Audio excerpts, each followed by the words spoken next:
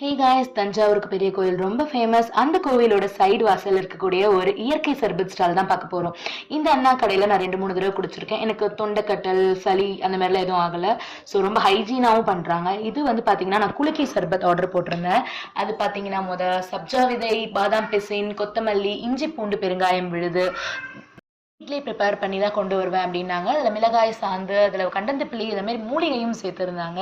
அதில் பைனாப்பிள் அரிஞ்சு போட்டு சால்ட், சுகர் எல்லாமே ஒரு பேலன்ஸ்டான அந்த காரம், இனிப்பு, புளிப்பு போன்ற சுவைகள் எனக்கு ரொம்ப பிடிச்சிருந்தது. இது நான் திரும்ப திரும்ப ட்ரை பண்ண காரணமே அந்த எல்லா ஃப்ளேவர் பட்ஸுமே நமக்கு நல்லா தூண்டி விடக்கூடிய ஒரு சுவையில் இருந்தது தான்.